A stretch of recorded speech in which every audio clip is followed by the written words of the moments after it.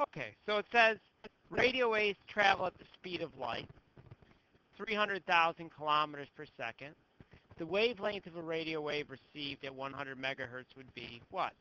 Well, sometimes it's easy to do it with a multiple choice problem, which, let's ask Tyler. Tyler, did you take the SATs? Carolyn, did you take the SATs? Do you have multiple choice problems on there? Right? So do you think you probably need to know how to do those, right? And did you have math multiple choice? So sometimes what happens is that it's easy to think like I'm supposed to just know the answer with my thinking and not write anything down for the problem. But if it's a math multiple choice and you have equations, you want to put those on there that will help you do the problem. In this case, what's the equation that we would put down? Well, that's really annoying. There, now it's V equals lambda f, right? And it gives you the V in kilometers per second, which you would add 3 zeros to make it meters, but you already have that anyways, right? And you probably have it memorized. Since it's radio waves, it's also on the what? The electromagnetic spectrum. So that tells us that our V is 3 times 10 to the 8 meters per second, right? Which is the same as that, except that's in kilometers. You would want to do the change, because you want to have your units consistent. Equals lambda, and what's 100 megahertz? 100 times 10 to the 6, 1 over seconds, right? Or a hertz. So to get lambda, it's just 3 times 10 to the 8 meters per second divided by 100 times 10 to the 6, 1 over seconds, which would be 3, right?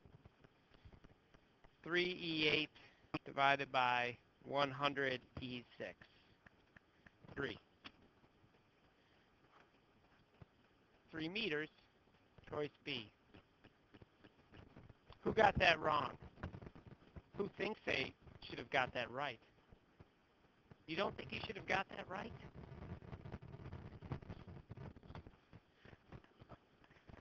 Well, that doesn't mean you couldn't have studied. You told me you looked over the videos and stuff. Didn't tell me the truth before.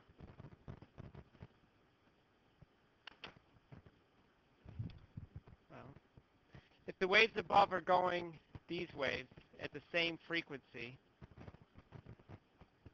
so F is the same, the wave that has the greatest speed will have the greatest what? Well, what relates frequency to speed? Again, it's like, don't forget to write down the equation. V equals lambda F, right? Because that's going to get, that equation there is going to mold your thinking for the problem. And in this case, let's look at the wavelength here. What's the wavelength there compared to the wavelength here? This is a big wavelength, right? And this is small wavelength, isn't it? I mean, in a sense, you don't even need the diagram. Because you could think, well, how does amplitude relate? But what about the amplitudes of these? They're all the same, okay? So that one's out. It says frequency is the same, so that's one. So we have wavelength and none. Yeah.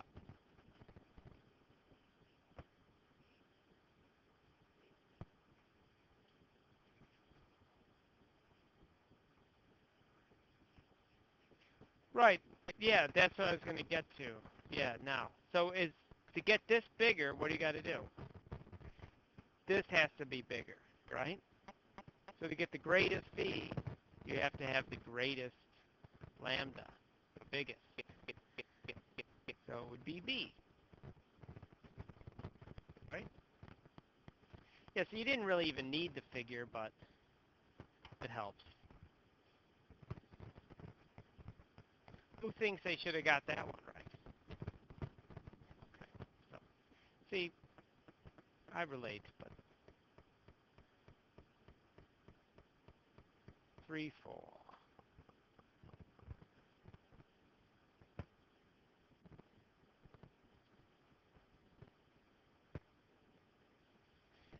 Putting those lines in it again. I don't know why. A float, well, if you screwed up 3, you screw up 4, right? Or you got lucky. All right. Well, it's really in reading. This one's in reading. A leaf oscillates up and down 2 complete cycles each second. Well, you should know what that means. Cycles per second should tell you that it's what? It's the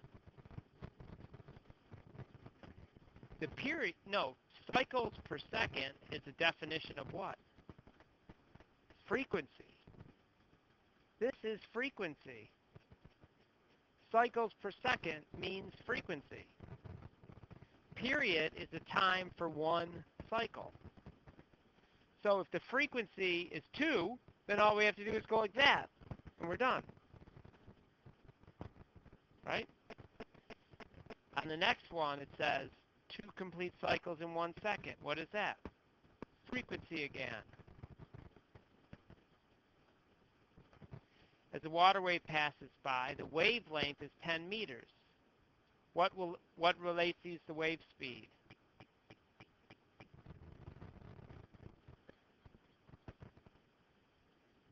Good. So 10 meters times 2 1/seconds, or 20 meters per second. Okay.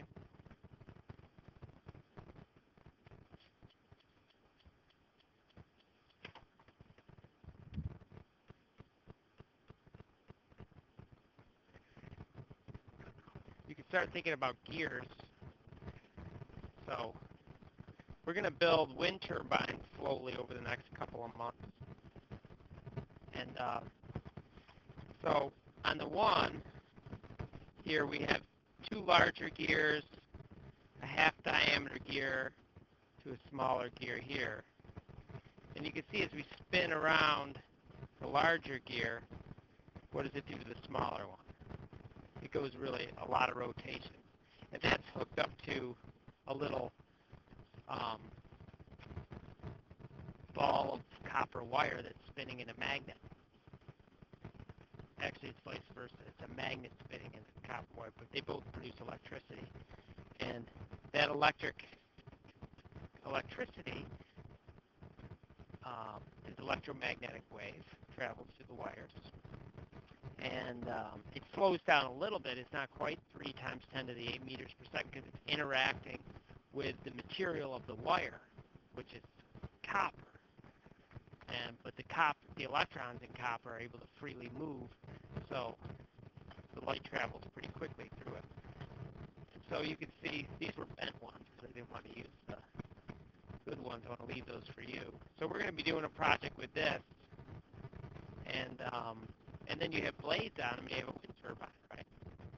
So the first step is though to come up with the design of those. So you'll be given this stuff to work with.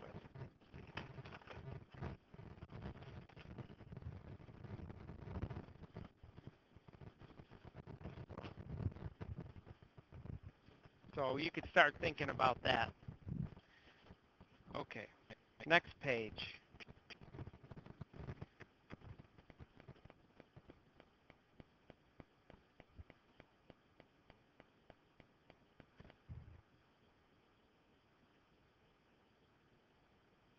Oh, geez, every time.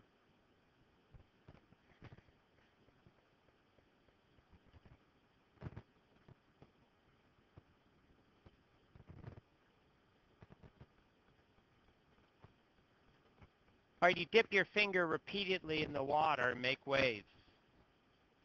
If you dip your finger more frequently, what happens to the wavelength? Right. So this, in this case, I mean, it's just, right, you would have, just knowing that the crest to crest is the wavelength is enough to realize that the wavelength must shorten because the distance will be less from crest to crest because you're dipping more frequently. Okay. And which one of these does sound travel the fastest? Well, I tried to tell you the answer the day before, right? For sound, what was it? What did I say? Solid is going to travel fastest, right? So ice. This one, right, probably the easiest question on the test, maybe. If you missed it, I'm sorry. F beat, again, is just F2 minus F1. Subtract them is all you have to do to hear the beat frequency.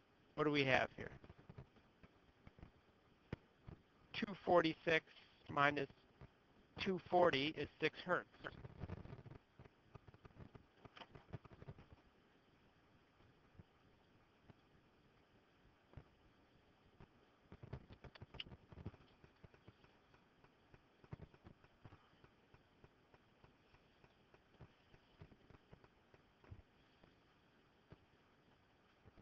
Now this one was a little more of a challenge.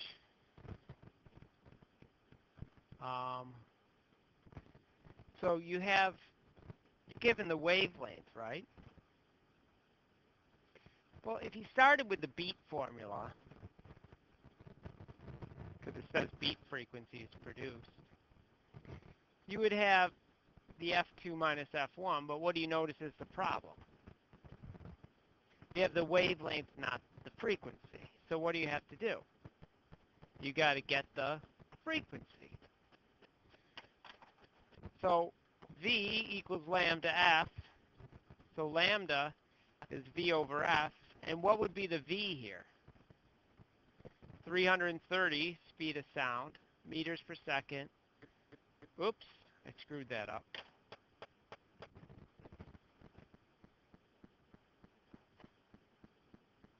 F equals V over lambda is what I wanted, right? Because I want F.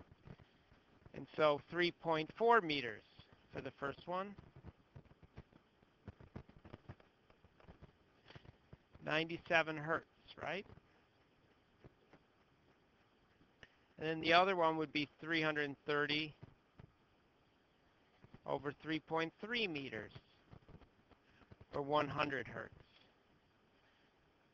This minus that is 3. 3 is your beat frequency.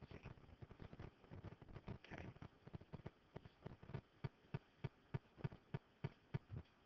Darn, right? Did you miss it? And you're like, oh. You missed that one? Oh, you're on the next page. It's all right if you did.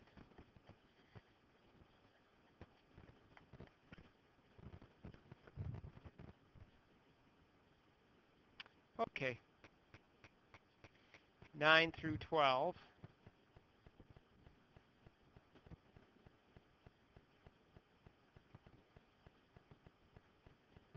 If a light signal and a radio signal were emitted simultaneously from Alpha Centauri, the first to reach Earth would be what?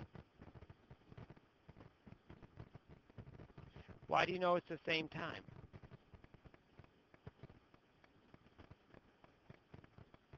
They're both what? Yeah, so they're both part of that electromagnetic spectrum. Again, yeah, so they're both would reach the Earth at the same time, as all electromagnetic radiation would travel at the speed of light. Huh? Well, there's radio signals, actually, in light being emitted from suns and other stars. Oh, yeah, so we have, no, because we actually have radio telescopes that are, because the wavelength for a radio wave is very large. So the radio telescopes are very large. Or what normally happens is it's a ray of telescopes. It's one, this here picking up part, and one uh, way over there picking up a part, and one, yeah. And so those pick up radio signals coming in. Yeah, they could try to figure out what's emitting it and stuff. So, yeah.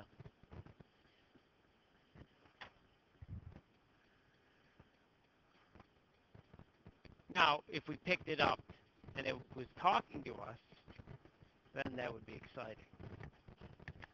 Or more exciting. Okay. Which of the following cannot travel in a vacuum? Sound wave, right? Of course. Right? We talked about that. We even did the jar experiment, didn't we? Where we pulled the air out and we couldn't hear the bell. So, what is the wavelength of an electromagnetic wave that has a frequency of 1 hertz? Well, wavelength is V over F. Since it's electromagnetic, it's slightly larger than 1 meter, isn't it? It's 3 times 10 to the 8 meters. So it's more than 1. Okay. Now, the other way you could have done that was looked at your figure of the electromagnetic spectrum on the reference table and seen that on there they have frequency on there and wavelength on there as well. A diver shines their light up to the surface of a smooth pond at an angle to the normal.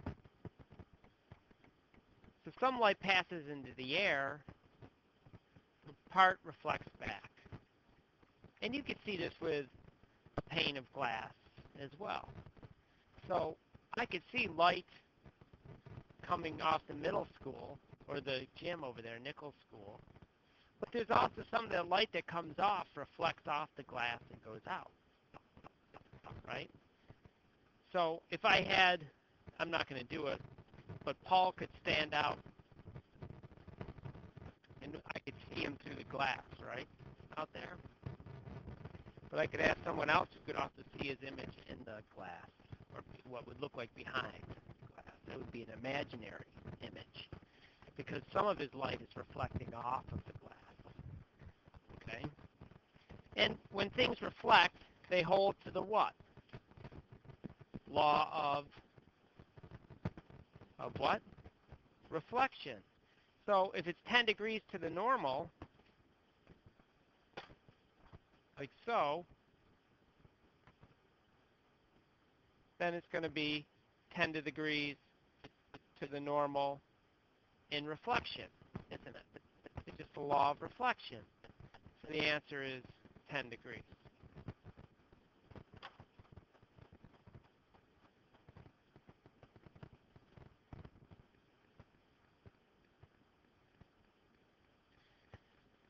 And then the last 3 on the multiple choice.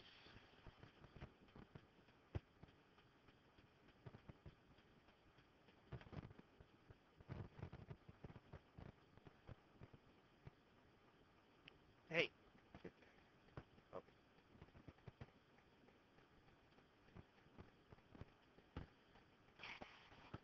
When a light ray passes at a non-90 degree angle from water into air, so we got water, and it's going into air. Let's put our, what's it going to do? Well, first question, does it speed up or does it slow down when it goes from water into air? It speeds up. And if it speeds up, it's going to bend away from normal. This tire would speed up and bend it away. Like that.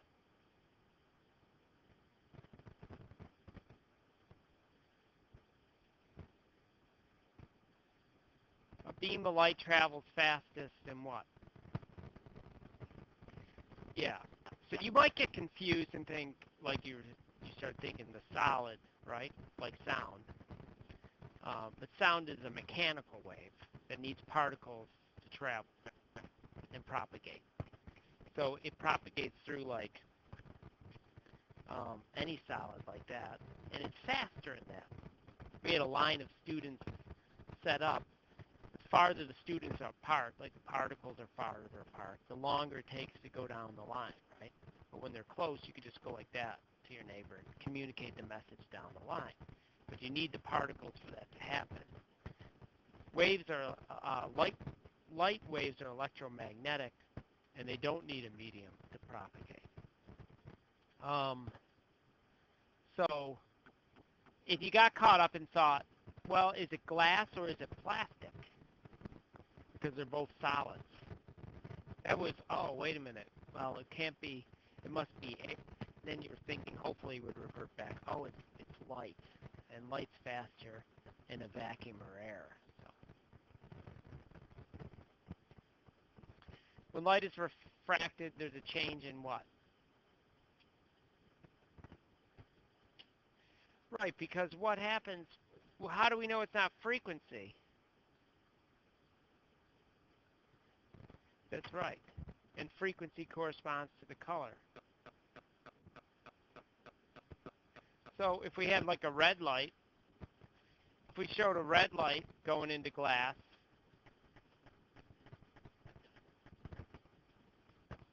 or even a white light, a white light is actually all the colors mixed together, right? So, well, we could do red, show the red bends that much. Oh, it would bend towards the normal, wouldn't it? Mr. Ring. I could have just changed the arrows, but no. So it'd bend up like that, and say blue was coming in. It would still be blue light inside the block, which tells us that what? Must remain unchanged. Frequency. So it's the wavelength that must change, because it must change because we know this is less in the glass. If this is the same, the lambda must be less in the glass as well. Okay?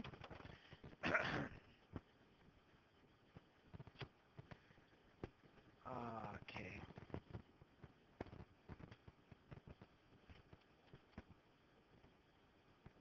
How about a flying bat?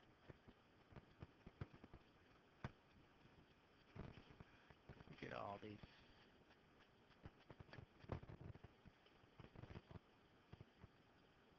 Okay, so there's a bat flying in a cave. It emits a sound pulse and receives its echo in 0.5 seconds. How far away is the cave wall? Paul, what's the frequency here? No. There is no frequency, right? So is there a wavelength given? So what is that telling you? What formula do you use?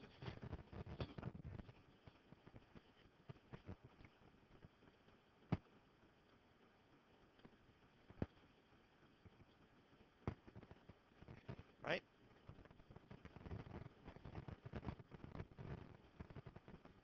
Did I give her less credit? Oh, it's actually, you got 1 out of 3. I mean 2, you actually got 2 out of 3. If 8, 9, 10, yeah, sorry.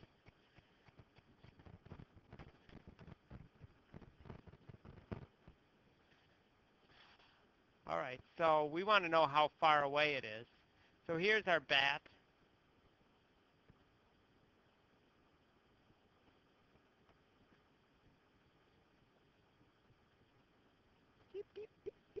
He's flying along, and it goes there,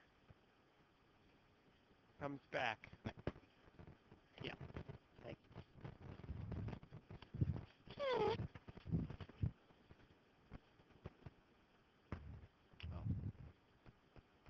that was quick.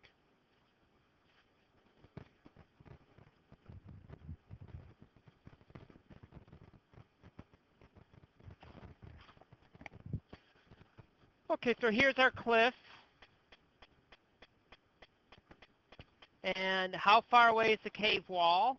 Well, we're going to use delta S equals V bar times delta T. And what's our V bar? What's the speed of sound in air? And the time?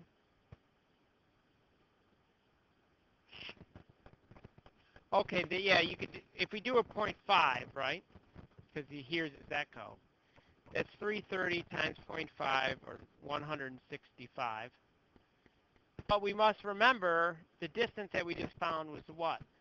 There and back, right? So we have to divide it by 2, which equals 82.5 meters away. But what a bat is actually doing is using sonar to like know the distance away of like little bugs that are right in front of them. So it's that quick with them. And people who are vision impaired will use clicks and echo and the time delay to know how far away like a building is. So they'll do that as they walk. And they learn, their minds learn how to do that. It would take some, well, you'd have to learn how to do it, because you don't really do that. Or most of you don't.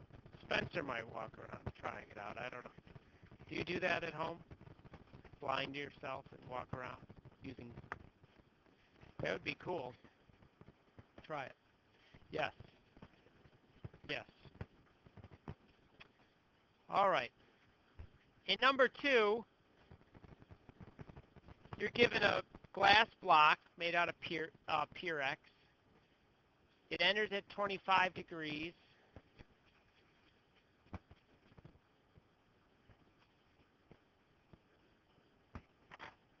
Enters at 25 degrees.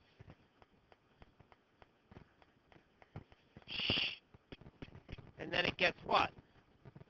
Refracted towards or away from the normal? Towards the normal. And you're given that 16 degrees.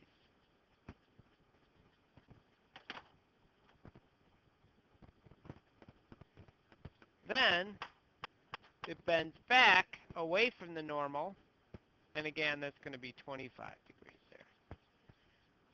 But if you didn't know that, that was all right. But you should have something like that on there. Use the angle measurements in Snell's law to determine the refractive index of the glass block. Well, let's write Snell's law down.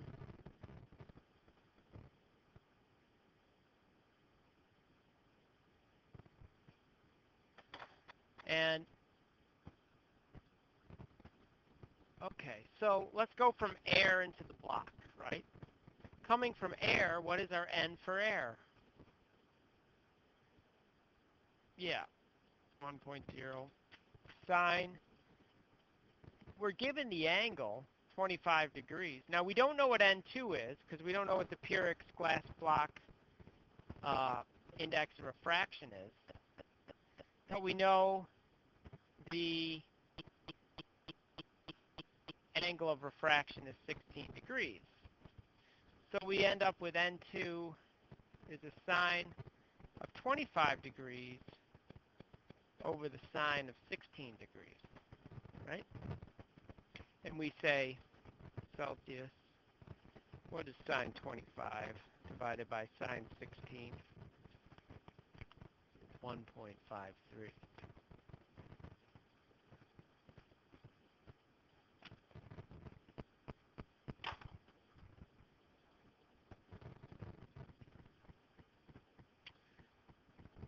The problem continues.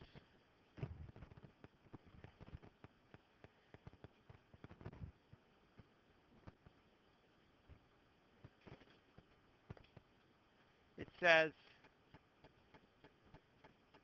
hey, that didn't work. I guess I went too quick.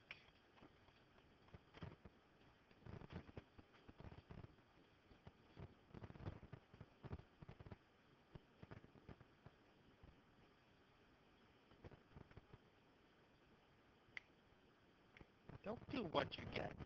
You should be concerned about your own grades, not her grades, right? Why do her grades affect you?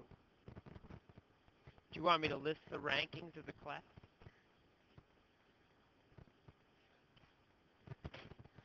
Really? You want to see where you fall in the class? Why? Makes you work harder? Hmm. Why don't you just have personal growth as your driving force to work harder? You know, this is the thing, okay? So you can compare yourself and compare yourself and compare yourself, right? And then you go to a college, right? And now they've selected you out and compared you even more. And now you're in this college with all these people who are supposed to be the same as you. Are you going to start the same process over again? So what happens if you get a C in your pre-med chemistry course? You're going to quit pre-med? You're not going to do it? You know, I mean, no. So at some point, you need to tell yourself, I gotta, stop comparing myself to others like that, right?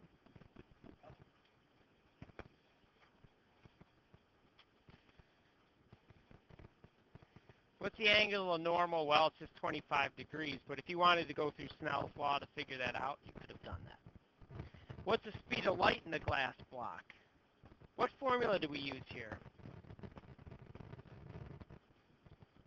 N equals C over V, right? So V equals C over N. And what is C? The speed of light. And N is what you found up there. So it's just plugging in to find it.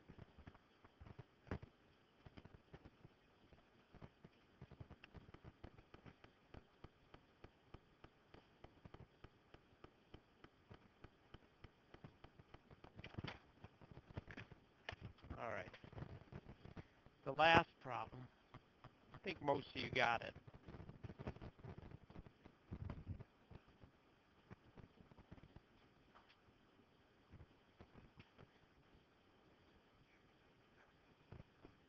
Sure.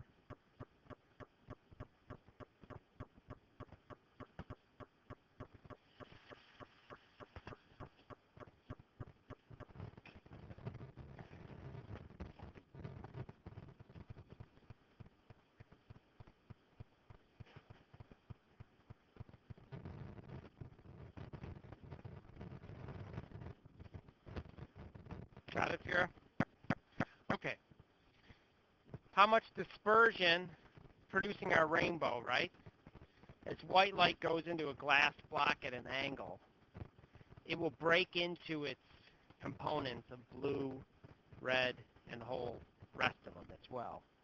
Because blue and red have different index of refraction when they're in the glass block. Okay? So we're typically given just the index of refractions of yellow light in those tables of indices of refraction. So we have here a slab of glass, and we have white light incident on it at 45 degrees. But the blue light has an index of refraction of 1.7708, and the red light 1.7273. So that tells you blue is going to do what?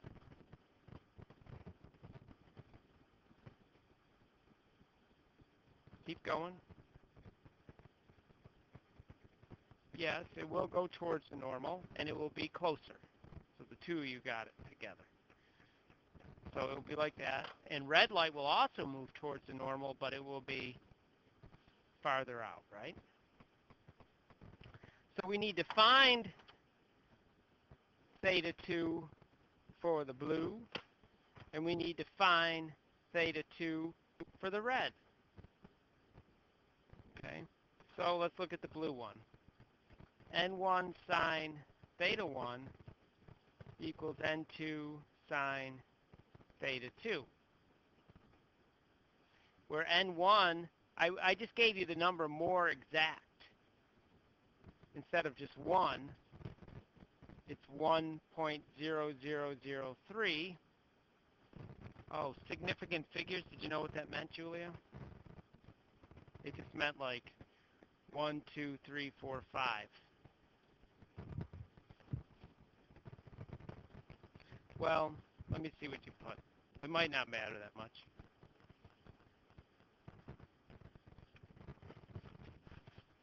That works. Did I? Sorry. Sine of 45. N2 for blue. N2 for blue. And then find sine of theta 2. And when you do that, you'll come up with theta 2 equals, there it is, 23.5428.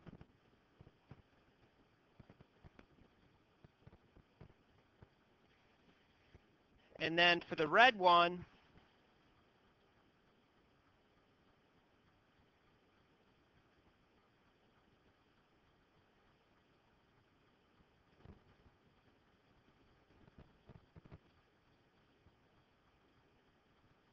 it has a different N2 of 1.7273 sine theta 2.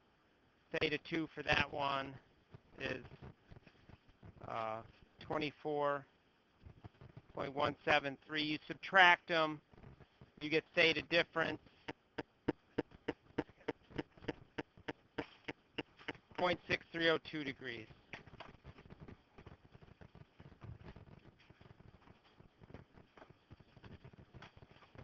Sorry you didn't come on a fun lab day or something. Are you going to come back tomorrow? We're going to start the gear lab. I'm sure she'll have some fun classes. So.